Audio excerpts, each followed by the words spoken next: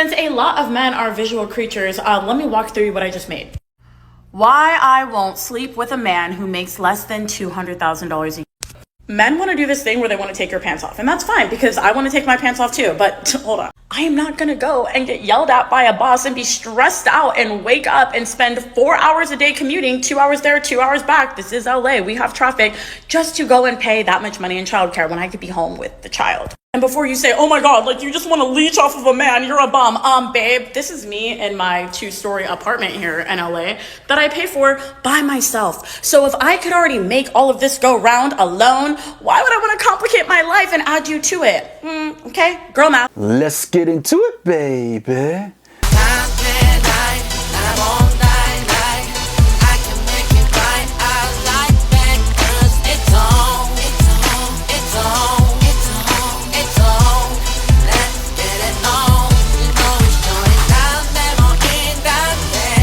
This is Travel Bang, back again. Welcome to the jungle. We got fun and games. So this woman goes on a rant. I cut this video short. She goes on a rant about if a man wants to make love with her, get with her, make love with her, you have to be making 200 grand a year. Okay, at least minimum $200,000 a year.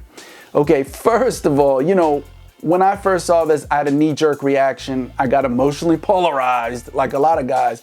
And I'm thinking, like, who is she to demand this? Has she looked in the mirror lately? Frumpy frump. But what I want to say, without defending her too much, is that what you hear is her hypergamy, or hypergamy, if you want to pronounce it that way. It's our hypergamy talking. Hypergamy is that by nature, natural instincts, women are looking for a man who is financially on her level or above. As the old saying goes, the hairdresser will do the Humpty Hump with the janitor, you know what I mean? But she's not gonna marry the janitor. You understand? That's hypergamy. Doesn't mean you can't get the woman to do the naked Watusi, the naked tango with you in the bed, but when it comes to, you know what I mean, settling down, getting in a relationship long term, they're not gonna do it, and that's hypergamy. She is speaking 200 grand a year because she's in Los Angeles.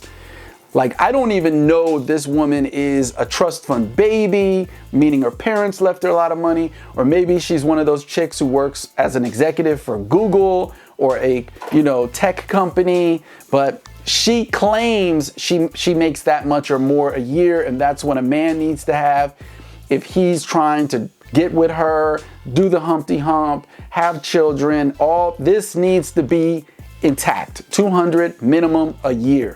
She ain't gonna find it, okay? For the obvious reasons, of course. She's no beauty queen. And more so, it's not even the looks, it's her attitude. She sounds like a Beyatch, like cranky, toxic. You can already hear it in her voice. You know, for the short time that I studied psychology, when I was at Bethune-Cookman College before I dropped out to go join the US Army, the short time I was studying psychology, they had told that you can hear, you know what I mean? The professor said you could hear the tonality and already tell through the frequency of their voice how irritated, how much of a polarization it is emotionally. And for that woman, she is very emotionally polarized, okay? And no man who's making 200K a year, 200 grand a year, is going to entertain that attitude, okay? Most men who are making 200,000 minimum a year, 200,000 a year are going overseas. Most men are passport bros. When they start making that type of money, they start flying to other countries, right? They don't, because of this toxicity that, like what you hear in her voice, a lot of American men are running to the airport. You know what I'm saying? And they're going to different parts of Latin America, or they're going out to Asia. You know what I mean? Thailand, Philippines, Bali, Indonesia, wherever. You understand? They're going. You know what I mean? Some dudes I even know go to Australia and hook up with an Australian gal. You know what I'm saying? But this, what she's ranting about that he has to have, I really think that she needs a reality check. She's not gonna find it. If LA is that expensive, then hey, honey bunny, grab your luggage, pack up, and leave. Go to Atlanta, go to Alabama, go somewhere that it's not that expensive. You know what I mean? But she's not gonna find a man making $200K a year. Not with that attitude. Nobody wants to entertain that. And let me talk about the percentages. Let's hit $300,000 a year. Men who make $300,000 a year, how much percentile of those men do you think exist in the United States? Think about it. How much? Well, men and women together, it'd be 7% of the American population make $300,000 or more a year. 7. So what does that tell you? Cut that in half, basically. It's only around 3% or 3.5% of the American population of men make $300,000 a year. If you're a minority, you're even in another special group. Even less of men make $300,000 a year if you're a Black American or a Latino. You understand? So that's really what's going on. It's such a small percentile of a population. So let's go to 200,000. Let's knock it down. That, okay, it's a little bit more up. But what? Maybe 4, maybe 5% of the population only can make after taxes, especially after taxes, $200,000 a year. Look at how small of a group of men there is. And she's definitely not gonna get her hands on one of these guys. Like I said, these men are passport bros. They going overseas to another country, you know what I mean, where women are more laid back. They're what do we say? Fun, fit, friendly, submissive, cooperative, and ready to go. That is why they go to these other countries. Fun, fit, friendly, submissive, cooperative, and ready to go. And I'm not feeling that vibe from that woman, her, in the video. I'm not seeing that vibe from other women either. You know what I mean? No man wants to get with a woman and be stressed out all the time and hear this toxic, cranky crap being spouted out into someone's ear all the time of what she thinks she's worth. She's that. No. And then, then when we talk about the looks, definitely, she might have a great personality. Who knows? But with a face like that, you better be a all-star, award-winning porn star in the bedroom. With a face like that, you better be doing some magical BJs. You better be.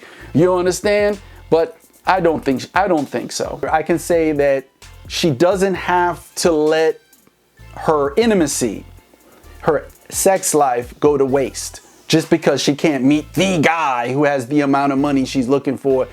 So she's basically saying that she's going to be celibate for the rest of her life? Could be. If she doesn't meet a man who makes $200K per year, she's just not, she's not going to share her body with nobody. That's crazy. That's stupid. You know, she could at least, find somebody who can throw that D, throw some D's on the bitch. You know what I mean? Throw some D's, you know what I mean? Have her come in like a rock star and at least her needs are fulfilled. But for her to even say, no, I won't, you better have the 200K or I'm out. See, she makes it transactional. That's called hypergamy. Especially, she's hypergamy on steroids, meaning it's very transactional. You know what I mean? It's not even, normal. It's almost like a bartering system. I give you the punani, you give me 200 grand so I can spend it and live a life of leisure. But that's hypergamy. You know what I mean? That is hypergamy.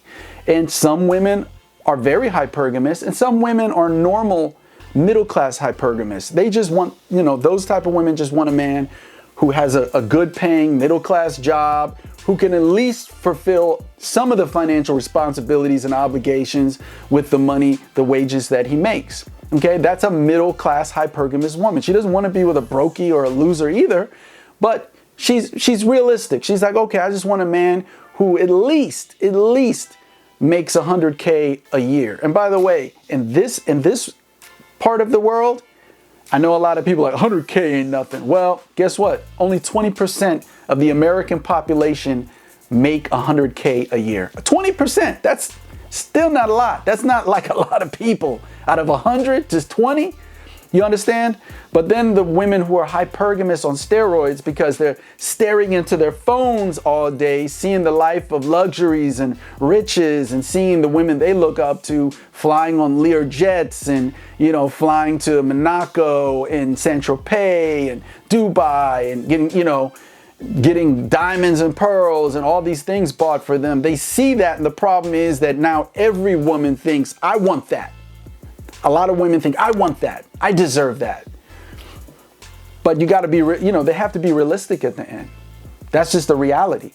You know what I mean? The sad thing is, Rollo Tomasi was right when he said, and I love his work in the book, The Rational Male, when he said, most women rather be with an alpha, a financially successful alpha, than be saddled down with a broke beta. Would you rather be with a broke man that loves you so much, or with anything apart from that, or with a billionaire that provides for you but doesn't love you and cheats on you?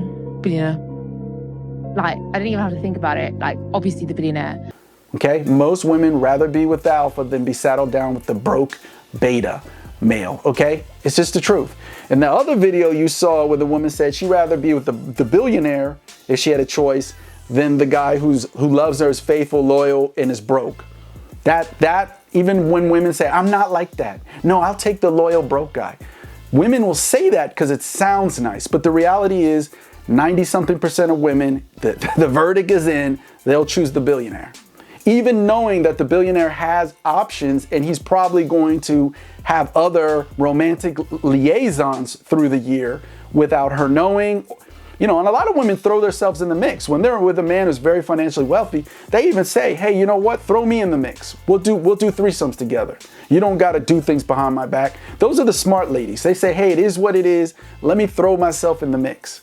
You understand? And you see a lot of those type of relationships with guys with Nick Cannon, right? He has the women he deal with do that type of setup. The singer Neo, I think he has like two girlfriends now, and they kind of like share him because these men are very wealthy and they're worldwide, internationally known as the celebrities. You know what I mean? So they're from a different caliber. But yes, most women say, hey, give me the billionaire. Give me the billionaire. The oochie coochie la la la. The feelings, the tingles, the feelings of love, they come, they go. The oxytocin hormone may not flow. That's why a lot of women say, give me the billionaire and I'll deal with the stress and the rest. You know what I mean? And that's just reality. That's just reality. But at the same time, there has to be some consideration for reality. You know, and I tell women all the time, if you're not in these networks, if you're not in these circles, you're going to be lonely. You're going to be a lonely woman for the rest of your life. You know what I mean? The reality is, gentlemen, reality is a lot of women back in the day, they used to find a guy with a lot of potential, a guy who's kicking ass, who's getting promoted at the corporation, or he's an entrepreneur and he's slowly just, really making good money. And a lot of women would see a guy like that, grab him, get married with the guy, and add on. You understand? They would add on and help lift him up so he'd make even more money. You know what I mean? She'd be a support system for him. Women don't do that anymore. Women just, what's the old saying goes? Women wait at the finishing line and they, the winner. Women wait at the finishing line and, the winners. You know what I'm saying? As my uncle used to say. So it is what it is. You can be bitter. You can get mad, envious, jealous, want to punch the wall. But just be a better man. Be a better man. Money, muscle, swagger. Be a better man. And you'll get what you want. You'll get what you want. You just got to fight for it, gentlemen. You just got to fight for it. There's a lot to shoot for. And that's why we said life is a journey. It's not a destination. Okay? Destination is death. But we're going to ride this Beyatch till the wheels fall off, like Martin Lawrence said back in the day. It's a journey. It's an adventure. Travel and bang. Why did you think I called it Travel and Bang, baby? Till next time, it's been another Travel and Bang. Subscribe, press like, share with family and friends. Till next time, asombroso. Take tight on and take it off. Oh, go with it all. I'ma break you off. It's on, it's on, it's on, it's on, it's on, it's on, it's on.